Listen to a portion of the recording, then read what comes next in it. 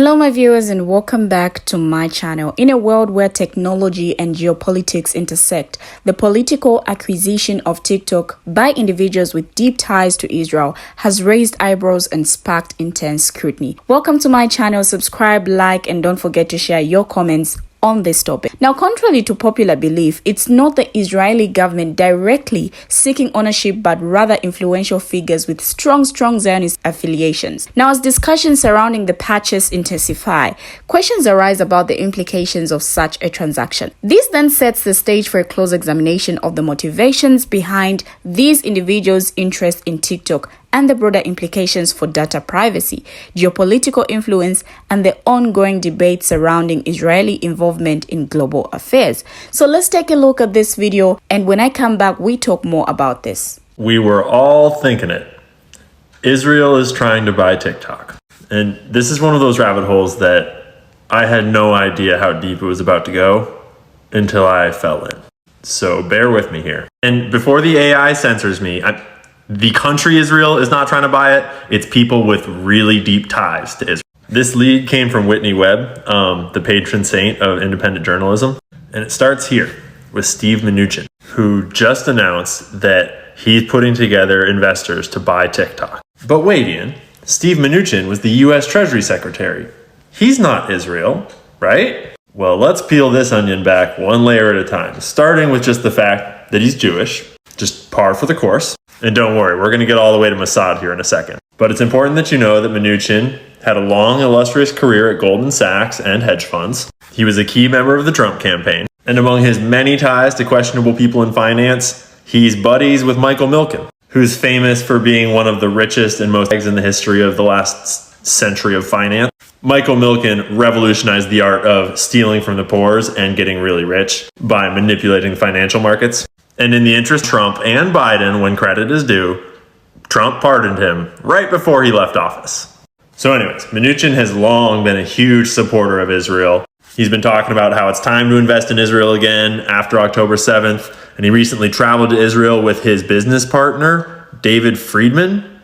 David Friedman is the United States ambassador to Israel for the Trump campaign. He has a long relationship with Trump going back to 1994, where he was his lawyer representing the Trump organization. And he's not like just Jewish. He's like born to a family of rabbis and went to Hebrew Academy. You know what I mean? And they were trying to recruit the ex-head of Mossad to join their investment fund. But from what I can tell, it didn't pan out, or he got recruited to a different banking enterprise. But that's the kind of person that they want on their team. We're specifically referring to Yossi Cohen, the former director of Mossad, and a bunch of news outlets seemed to pick up on it and were reporting on it when they were just in talks and nothing was confirmed yet. And maybe it heated up too much and they decided maybe not a good look. But one venture that our buddies Mnuchin and Friedman have invested in with their fund called Liberty Strategic Capital is this company called Cybereason. It's a US-Israeli late-stage cybersecurity startup. This is their logo. And Steve Mnuchin has a board seat because of his investment firm's funding for this venture. Whitney Webb has done all kinds of reporting about this company, doing simulations about that thing where we vote. Like, gosh, what would happen if we had to impose martial law because the thing where you vote got attacked? I'm not making that up. It's a deep rabbit hole. And their board of directors includes people like a vice president of security and privacy engineering at Google, and a deputy CISO and director of intelligence and operations at Lockheed Martin. And this is the consortium of players that are pooling money to try to buy TikTok. Because I've been doing a lot of reporting on this TikTok bill. I've been in a lot of Twitter spaces with people in the policy realm talking about how the policy is getting written and why it's getting written. And from a TikTok creator and TikTok user standpoint, the one thing that we're all thinking is like, the censorship is not about China on TikTok. It's about Israel. And the problem that all these politicians and rich people have about TikTok is pretty obviously, probably, allegedly, my opinion only, the massive support for the other, country that was there before. And it's just so frustrating that when you oppress people's free speech with censorship, they don't just give in and believe what you want them to believe. It's almost like they free speech more. So There's a simple solution. And just to test the whole like China is trying to control what we see on TikTok theory, the other day I made a video about all of the greatest hits of what's bad about China to see if it would get censored. Like I mentioned Tiananmen Square, I hashtagged Tiananmen Square, talked about the Uyghur Muslims, just to see if China's really suppressing these hashtags like we're told, and China's really like keeping everyone from seeing anti-China content, like you'd think that would get censored. Yeah, this screenshot's at 33,000 views yesterday. It's at like 400, 500,000 views today. Doesn't feel like China is trying to censor content or even has the power to. And as a TikTok creator who gets censored all in time, I can tell you that the things you get censored about are the CIA and Israel.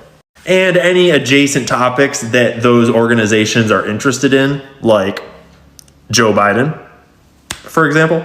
And yeah, I know a lot of people are gonna be like, "Why anti-Semitism?" It's foreign government lobbying our country with their foreign government dollars to influence our government policy, to do things that are not good for us, to send our aid money to their country to give them free healthcare while we don't have it. Actively operating like, blackmail rings with a certain high profile financier that allegedly offed himself, having an unsanctioned that they totally don't have, that's never been officially confirmed because they're not supposed to have had it, but like they got it, like after a certain president that wasn't into it suddenly had a part of his thing. There's a lot of things going on here. And I'm not saying all conspiracy theories are true. I'm just saying like this is a problem.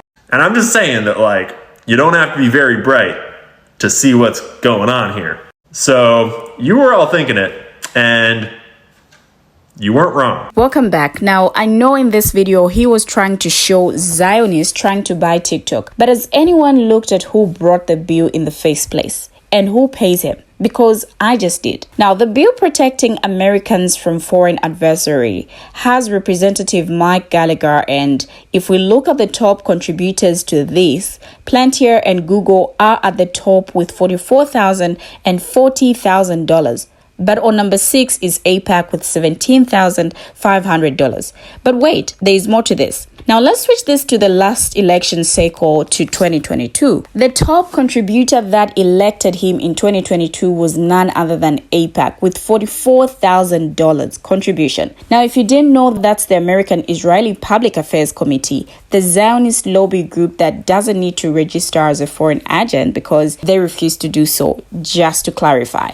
Now, the TikTok ban bill was introduced by a guy some of his top contributions are coming from Zionists and from Google and Palantir, top tech companies associated with the CIA and Mossad, and now Manut is trying to buy it. And ever since he started Treasury Secretary for Trump, his business model is basically as allied with these many Zionists as humanly possible. Now, people like David Friedman, people like the ex-chief of Mossad, you see Cohen getting both seats on companies like Cybereason and Israeli tech, one Israeli cyber tech company. These are not facts, but it's looking like the Israeli lobby is the one that brought the bill, and now it's looking like Zionists are lining up to buy TikTok. Can't imagine why. And if you can't imagine why, here is what the chief of ADL said in an audio that might enlighten you as to why. We have a major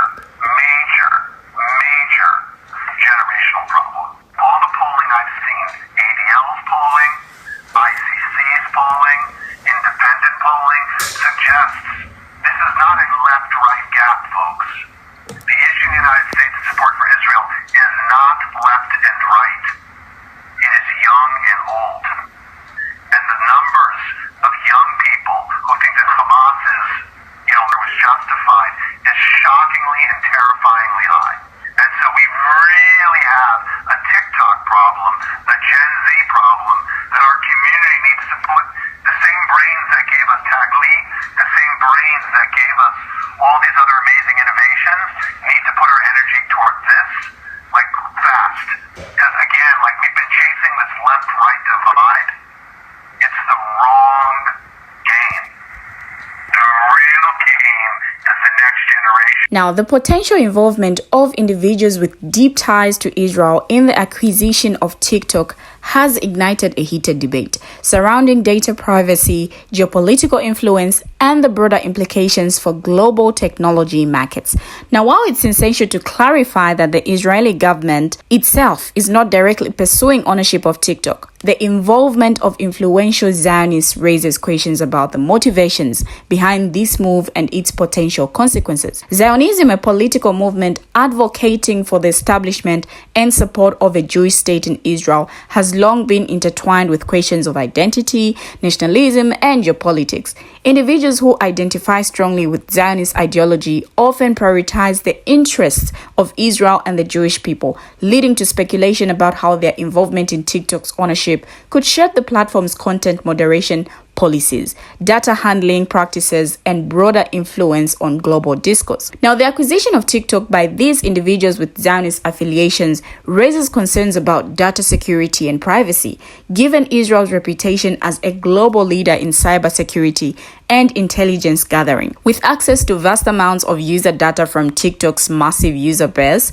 there are fears that sensitive information could be exploited or misused for political or strategic purposes. The potential for Israeli influence over TikTok's content moderation policies has sparked fears of censorship and suppression of viewpoints critical of Israel or supportive of Palestinian rights. As social media platforms increasingly play a significant role in shaping public opinion and political discourse, the prospect of biased or selective content moderation has far-reaching implications for freedom of expression and the dissemination of information. While the Israeli government may not be directly involved in the bid for TikTok, the participation of individuals with strong Zionist ties underscores the complex interplay between technology, geopolitics, and ideology. Now, the potential acquisition of TikTok by individuals with strong Zionist affiliations also intersects with broader discussions surrounding Israel's geopolitical influence and its relationship with tech companies. Israel has emerged as a global hub for technology startups and innovation, with a thriving ecosystem supported by government investment and international partnerships. The involvement of influential Zionists in the tech sector underscores the close ties between Israel's technology industry and its political agenda. The bid for TikTok by individuals with Zionist connections raises questions about the alignment of corporate interests with geopolitical objectives. As TikTok remains a popular platform for sharing user-generated content and influencing public opinion, the prospect of ownership by individuals sympathetic to Israel's policies could shape the platform's narrative and impact discourse surrounding Israeli-Palestinian relations. The potential acquisition of TikTok by individuals with Zionist affiliations could have implications for Israel's broader diplomatic efforts and public relations strategy. By controlling a popular social media platform like TikTok, individuals with strong ties to Israel could leverage their influence to shape global perceptions of the country, promote positive narratives, and counter criticism of Israeli policies. Now, the bid for TikTok by individuals with Zionist connections underscores the importance of transparency and accountability in corporate governance and mergers and acquisitions. As stakeholders and regulators assess the potential implications of this, it's essential to scrutinize the motivations behind the bid and ensure that it aligns with principles of fair competition, data privacy, and respect for human rights. We have finally come to the end of the video. What do you have to say? Share your thoughts in the comment section. Thank you for watching and see you in my next video.